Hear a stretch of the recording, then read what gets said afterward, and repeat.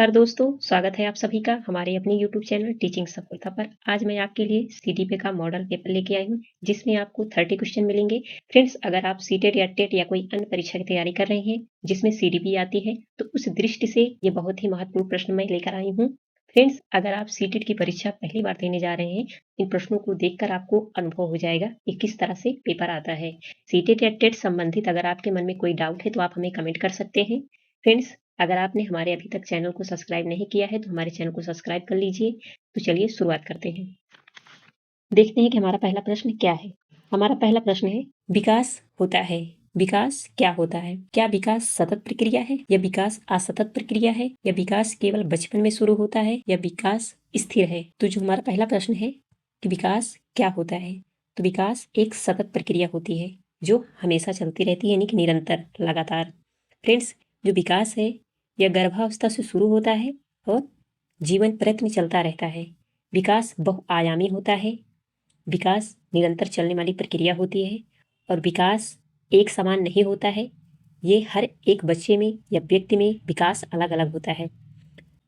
I hope कि आप समझ गए होंगे। और दोस्तों, अगर आप सीटेट की परीक्षा देने जाएंगे तो इन टैग वर्डों से बचिएगा। केवल और स्थिर, विकास कभी स्थिर नहीं होता है, न केवल यह बचपन में ही शुरू होता है। विकास गर्भावस्था से शुरू होता है और जीवन प्रयत्न चलता रहता है। उम्मीद है इतना आप समझ गए होंगे। नेक्स्ट पर चलते हैं। निम्नलिखित में से कौन सा सिद्धांत नहीं है? इसमें नहीं पर आप ज़्यादा ध्यान दीजिएगा। हम जल्दबाजी में कभी कभी ऐसा होता है कि पेपर में नहीं पे ध्यान नहीं देते हैं और गलत करके चले जाते हैं, तो नहीं पर विशेषकर ध्यान दीजिएगा। तो इसमें पूछा गया है, विकास का सिद्धांत नहीं है।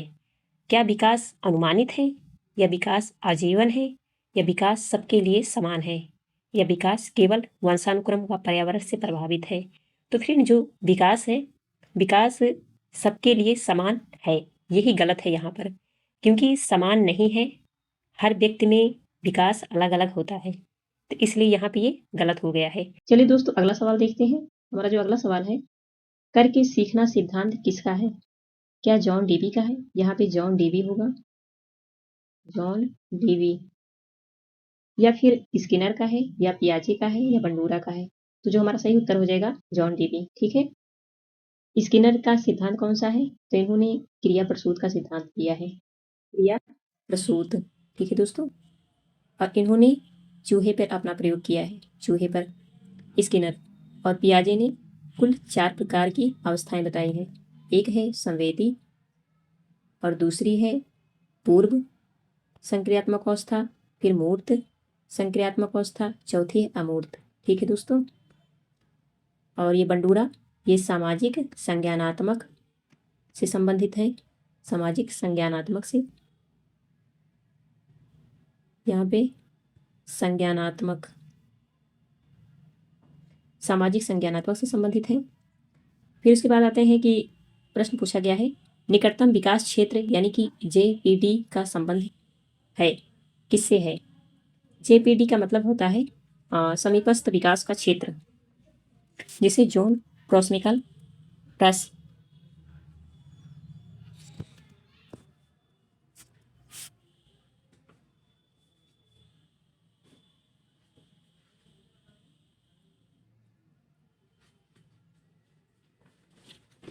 चलिए दोस्तों, अगला सवाल देखते हैं। हमारा अगला सवाल है, निकटतम विकास क्षेत्र यानी कि जेपीडी का संबंध है, क्या पियाजे से है या वाइगोस्की से है या स्किनर से है या फिर थॉर्नडाइक से है? तो हमारा जो सही उत्तर हो जाएगा वाइगोस्की। पियाजे ने 4 प्रकार की अवस्थाओं को बताया है, स्किनर ने अपना प्रयोग चूहे पर किया है, क्रिया प्रसूत का सिद्धांत है। पेपर में कई बार इनसे सवाल बनते हैं दोस्तों, ध्यान रखना। हर सीटेट में कई बार, हर बार लगभग पियाजे, वाइगोस्की, थॉर्नडाइक, स्किनर, इन सबसे ही सवाल घूम घूम के आता रहता है, तो इन पे ज़्यादा फोकस कीजिएगा। और कोहल वर्ग से इनसे भी सवाल बनता है। इनकी जो नैतिक चरण हैं 6, इन्होंने जो 6 चरण बताए हैं, उनमें से सवाल हर बार बनता है, तो आप उनको उसको जरूर पढ़िएगा। और पियाजे, वास्कोई, वाइगोस्की, स्किनर, इन सब के बारे में जरूर पढ़ के जाइएगा। तो जेपीडी का मतलब क्या होता है, जिसे इंग्लिश में जोन ऑफ प्रॉक्सिमल डेवलपमेंट कहते हैं, इसे हिंदी में क्या कहते हैं? समीपस्थ विकास क्षेत्र। फ्रेंड्स, जेपीडी का मतलब होता है, मान लीजिए कोई बच्चा यहाँ पर है और उसे वो ऐसे एक दायरे में है विकास यहाँ पे उसे पहुँचना है, तो समीपस्थ विकास के लिए उसे क्या करना चाहिए, टेम्परेरी हेल्प देना होगा, जिसे स्कॉल फोल्डिंग कहते हैं। स्केल फोल्डिंग का मतलब होता है हिंदी में कि जैसे ढांचा या मचान, और उसे ही पाड़ कहते हैं, जिसे एक टेम्परेरी हेल्प होती है। तो बच्चे, अगर कोई बच्चा यहाँ पे है तो उसे यहाँ पहुँचना है, तो वो बिना किसी के हेल्प से यहाँ नहीं पहुँच पाएगा, तो उसे ही क्या कहते हैं, ये समीपस्थ यानी कि ये समीपस्थ विकास के क्षेत्र में है। तो जो यहाँ पे हम लिख देते हैं ढांचा, ढांचा या मचान, मचान। एक उदाहरण ये है कि जैसे मान लीजिए अगर किसी बच्चे को साइकिल चलाना सीखना है, तो उसे एक टेम्परेरी हेल्प देना होगा। पीछे से आप पकड़ के उसे सिखाएंगे, बिना सिखाए तो वो साइकिल सीख नहीं पाएगा। तो जो आप हेल्प करते हैं उसे क्या कहते हैं, टेम्परेरी हेल्प या स्कल फोल्डिंग, जिसे इंग्लिश में कहते हैं स्कल फोल्डिंग। और जो MKO का मतलब होता है, इसके बारे में भी थोड़ा सा जान लेते हैं। MKO इसका मतलब होता है कि मोर नॉलेजेबल अदर, यानी कि जो हमसे अधिक ज़्यादा जानकार हो। अगर मान लीजिए कोई चीज़ हमें सीखना है तो हम ज़्यादा जानकार वाले के पास जाएंगे, तो उसे ही क्या कहते हैं, MKO। ये भी वाइगोस्की से ही संबंधित है। तो ये MKO, ढांचा, मचान या फिर पार्ड, ये सब, और ये JPD, इससे एक सवाल जरूर बनता है वाइगोस्की से। तो आप इसे फ्रेंड्स याद रखना, एग्जाम में 100% इनसे सवाल बनेगा। चलिए दोस्तों आगे बढ़ते हैं अब। फिर है, निम्न में से कौन सा उच्च स्तरीय चिंतन कौशल है। तो फ्रेंड्स हमारा जो उच्च स्तरीय कौशल है ये क्या हो जाएगा, हमारा जो उच्च स्तरीय कौशल है ये है विश्लेषण करना। जो हमारा सही उत्तर हो जाएगा विश्लेषण करना, यानी कि जो जब ये उच्च स्तरीय का चिंतन कौन कर सकता है, जब पियाजे ने 4 प्रकार की अवस्थाओं को बताया है, तो जो 11 से ऊपर के बच्चे होते हैं वो विश्लेषण यानी कि अमूर्त चिंतन कर सकते हैं। ठीक है दोस्तों, चलिए आगे बढ़ते हैं।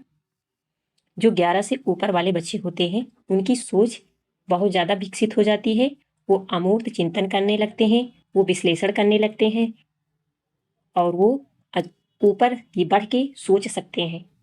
चलिए दोस्तों आगे बढ़ते हैं। फिर है, कोहलर वर्ग के अनुसार किशोरावस्था में नैतिक विकास आधारित है, तो किस पर आधारित है। तो कोहलर वर्ग इन्होंने कितने प्रकार की अवस्थाओं को बताया है, तो इन्होंने 6 प्रकार के नैतिक विकास के बारे में बताया है। कोहलर वर्ग ने 6 चरण बताए हैं, जिनमें से 3 चरण को उन्होंने 2-2 भाग में डिवाइड कर दिया है। तो कोहलर वर्ग इन्होंने सुल्तान जो चिंपैंजी था उस पर इन्होंने अपना प्रयोग किया है।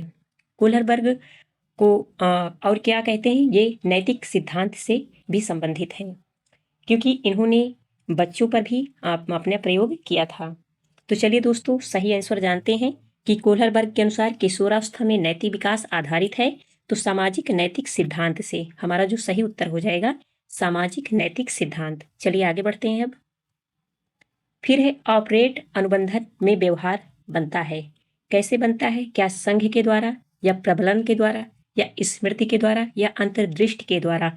तो फ्रेंड्स जो हमारा सही उत्तर हो जाएगा ये हो जाएगा प्रबलन। ठीक है, आगे बढ़ते हैं अब। चलिए दोस्तों आगे बढ़ते हैं और देखते हैं कि हमारा नेक्स्ट क्वेश्चन क्या है। यह है कि रचनावादी अधिगम की विशेषता नहीं है, इसमें नहीं पूछा गया है, आप नहीं पर ध्यान दीजिएगा।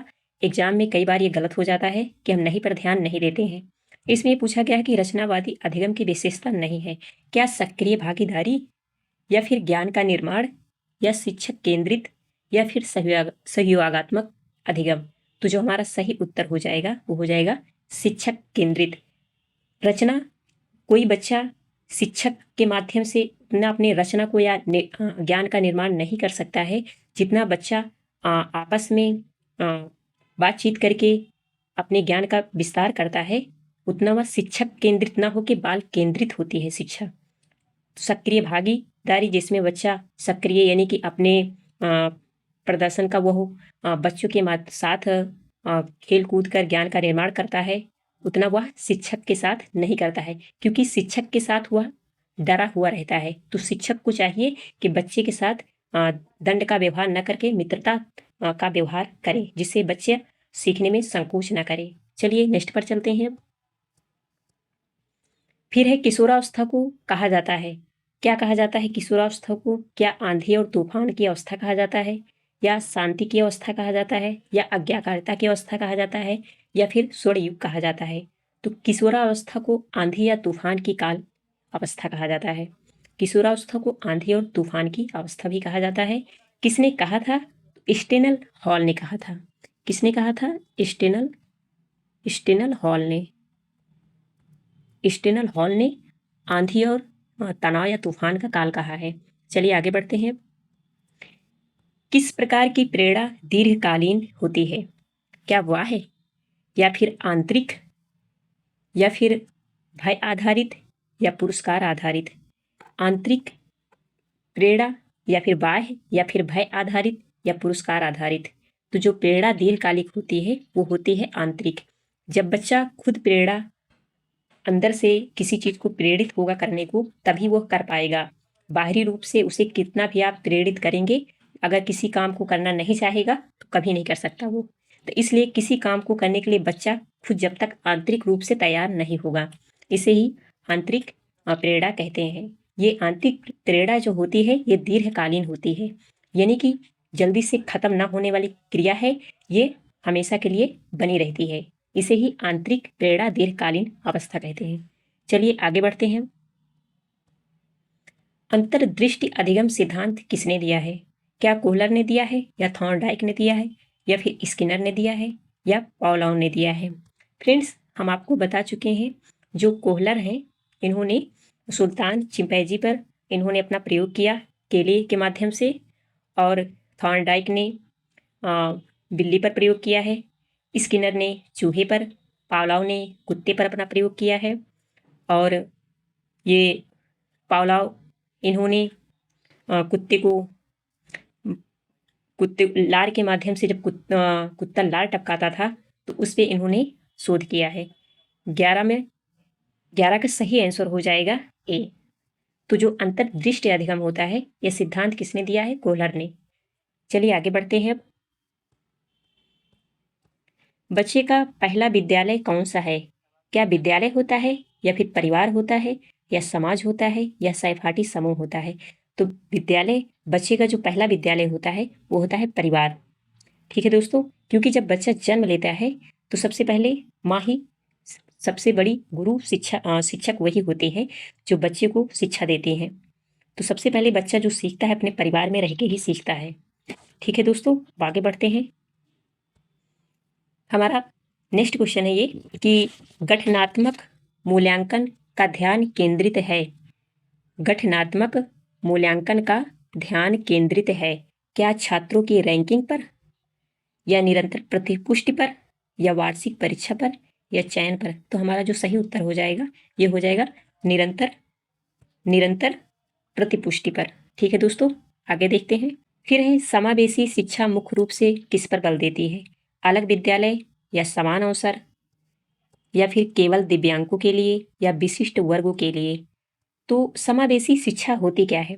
समावेशी शिक्षा ऐसी होती है जो एक ही विद्यालय में बिना भेदभाव के सभी बच्चों को एक समान एक साथ बैठा के शिक्षा दी जाए, वही समावेशी शिक्षा कहलाती है।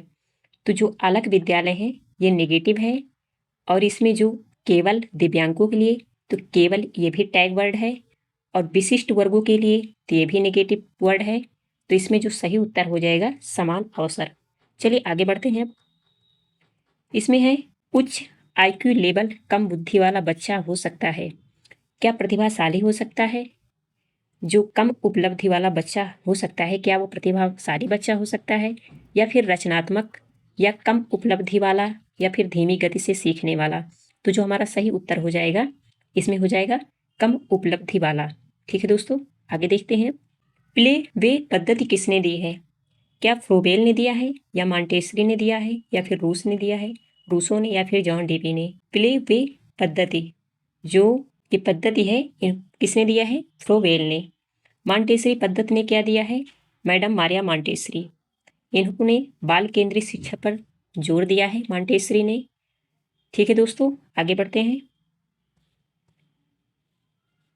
फिर है हमारा 17 नंबर का क्वेश्चन। अवलोकन विधि का प्रयोग अवलोकन विधि का प्रयोग मुख्य रूप से क्या होता है? क्या शिक्षण आधारित या फिर बाल अध्ययन या परीक्षा या गृह कार्य? तो हमारा जो सही उत्तर हो जाएगा बाल अध्ययन। प्रश्न है कि अवलोकन विधि का प्रयोग मुख्य रूप से होता है, तो क्या होता है? बाल अध्ययन। ठीक है दोस्तों, आगे देखते हैं। प्रश्न है कि निम्न में से कौन सह शैक्षिक गतिविधि का उदाहरण नहीं है? वाद विवाद, खेल, चित्रकला या फिर पाठ्य पुस्तक पढ़ना? तो दोस्तों जो हमारा सही उत्तर हो जाएगा पाठ्य पुस्तक पढ़ना। इसमें यह पूछा गया है कि सह शैक्षिक गतिविधि का उदाहरण नहीं है, तो इसमें पाठ्य पुस्तक पढ़ना। वाद विवाद करेगा तो बच्चा सीखेगा, खेल के माध्यम से भी बच्चा सीखेगा, चित्रकला करेगा तो अपने मन से करेगा, उसमें भी बच्चा सीखेगा। लेकिन अगर बच्चा खेलेगा तो भी सीखेगा, चित्रकला या कोई चित्र पेंटिंग कोई बनाएगा तब भी सीखेगा। पाठ्य पुस्तक पढ़ेगा तो उसमें थोड़ा बहुत तो सीखेगा, लेकिन कोई गतिविधि नहीं कर पाएगा। ठीक है दोस्तों, आगे बढ़ते हैं। चलिए दोस्तों आगे बढ़ते हैं और देखते हैं कि क्या प्रश्न है। किशोर सबसे अधिक प्रभावित किससे होते हैं? जो किशोरावस्था होती है ये सबसे ज़्यादा मित्र बनाना पसंद करते हैं, सहपाठियों के साथ घूमना फिरना, फिल्में देखना, ये करना वो करना। तो किशोर सबसे ज़्यादा सहपाठी से ही संपर्क में रहते हैं और सहपाठी से अधिक प्रभावित होते हैं। अभिभावक या शिक्षक, पुस्तकें, ये सब तो उन्हें पसंद नहीं है। चलिए आगे बढ़ते हैं। निम्न में से कौन अधिगम का सिद्धांत है? अधिगम केवल उत्पाद है, तो केवल वाले वर्ड वैसे भी गलत हो गए। अधिगम प्रक्रिया है या अधिगम स्थिर है? स्थिर भी गलत ही हो जाएगा। अधिगम पर्यावरण से संबंधित नहीं है, ये भी गलत हो जाएगा। तो हमारा जो सही उत्तर है वो हो जाएगा अधिगम प्रक्रिया है। ठीक है दोस्तों, आगे बढ़ते हैं। अब देखते हैं आगे कौन सा क्वेश्चन है। क्वेश्चन है कि ट्रायल एंड एरर का सिद्धांत किसने दिया है? तो ये थॉर्नडाइक ने दिया है। स्किनर का सिद्धांत, क्रिया प्रसूत का, कोहलर का, नैतिक का मैंने बता ही दिया, नैतिक सिद्धांत, और पावलोव जो कुत्ते पर प्रयोग किए थे। चलिए आगे बढ़ते हैं। सवाल है कि किस प्रकार के शिक्षार्थी आरेख, चार्ट व चित्रों से अधिक सीखते हैं? तो क्या श्रवण करके या फिर देख करके या उसे छू करके या फिर अनुभव के माध्यम से? तो आरेख या चार्ट किसी बच्चों को अगर हम दिखाते हैं तो बच्चा देख कर अधिक सीखता है, क्योंकि अगर मान लीजिए उसे हम कैट बता दें बच्चों को कि बिल्ली, अगर बिल्ली को दिखा देंगे तो वो हमेशा के लिए ये चीज़ जान जाएगा कि हाँ ये बिल्ली है। तो इसलिए चित्रों के माध्यम से बच्चों को अधिक सीखने का मौका मिलता है। चलिए आगे बढ़ते हैं। बच्चों में भाषा का विकास सबसे अधिक किससे होता है? क्या दंड से? वैसे भी ये टैग वर्ड है, दंड तो बच्चे को दिया नहीं जा सकता। रटना, ये भी टैग वर्ड। मौन, चुप रहेगा बच्चा तो कुछ नहीं सीख पाएगा। अंतः क्रिया करेगा बच्चा तब वो अपने भाषा का विकास अधिक कर पाएगा। आगे बढ़ते हैं। अब आधुनिक बाल मनोविज्ञान के जनक कौन है? तो जो हमारा सही उत्तर हो जाएगा पियाजे। आधुनिक मनोविज्ञान के जनक कहे जाते हैं पियाजे जी। वाइगोस्की जो समाज से बच्चा कहते हैं कि बच्चा पहले भाषा सीखता है समाज से संपर्क करके, और पियाजे जी पहले विचार बताते हैं, कहते हैं पहले विचार आता है फिर भाषा आती है। ये परीक्षा के दृष्टि से बहुत ही महत्वपूर्ण है। कई बार एग्जाम में पियाजे, वाइगोस्की की भाषा से कौन संबंधित है, विचार से कौन संबंधित है, ये प्रश्न कई बार आता है। तो विचार से पियाजे जी संबंधित हैं और भाषा से वाइगोस्की। आप इसे याद रखना दोस्तों। आगे बढ़ते हैं। अब पूछा गया है कि निम्न में से कौन सा अधिगम अक्षमता नहीं है? नहीं पूछा गया है कि जो सीखने की अक्षमता है कौन सी नहीं है। क्या डिसलेक्सिया या डिसकैल्कुलिया या डिसग्राफिया या फिर डिस्ट्रॉफी?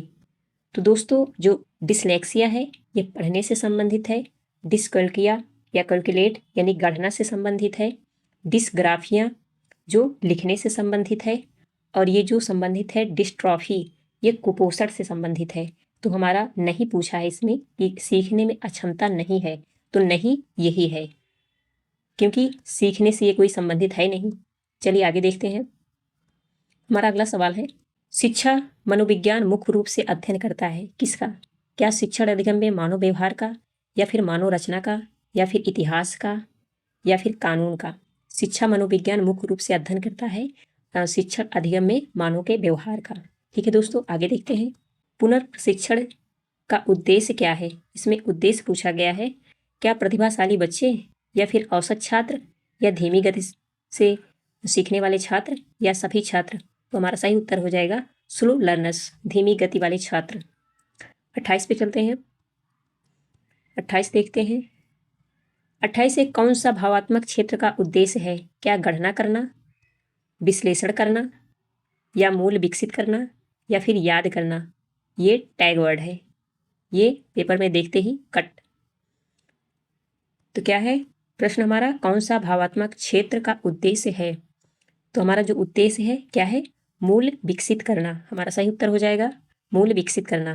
आगे है ट्रेवला रासा कोरी यानी कोरी स्लेट सिद्धांत किसने दिया है?